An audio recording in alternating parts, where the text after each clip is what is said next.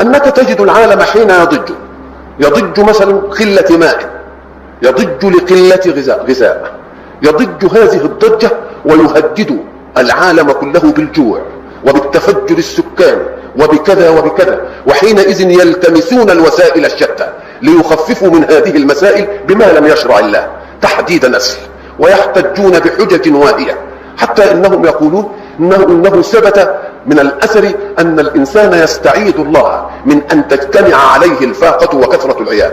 قلت لمحدثي: ولماذا جعلتم العلاج في أن تتجهوا إلى كثرة العيال لتقللوها، ولم تتجهوا إلى العناية بالفاقة لتمنعوها؟ لماذا توجهتم في علاج المسألة إلى هذا اللون؟ إذن فهي فكرة إلحادية، فكرة ترمي إلى أن يشكك الناس في أن الله الذي خلق ذلك الخلق أودع في الأرض أقواتا، ولكن الإنسان فقط هو الذي إما أن يكسل فلا يستنبط ما في الأرض من خيرات ليقتات بها، وإما أن يجتهد فيأخذها لنفسه، وحين يأخذها لنفسه يمنعها من الضعيف الذي لا يقدر على الحركة المثمرة.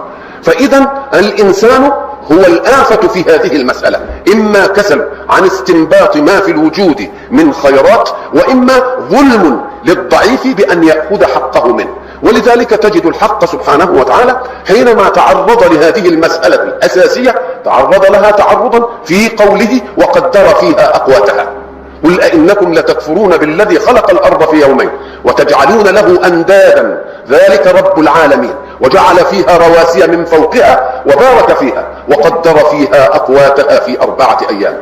إذن فالذي خلق الخلق أعد الأقوات مطمورة ومكنوزة في الأرض، وما دام قد أعدها مطمورة ومكنوزة في الأرض فهي لا تحتاج إلا إلى نشاط حركة الإنسان، نشاط فكره تفكيرا وتخطيطا، ونشاط طاقته عملا وجدا واجتهادا. حينئذ لا تضن الأرض بما أضمر الله في باطنها من أقوات على أن يستخرج الأقوات.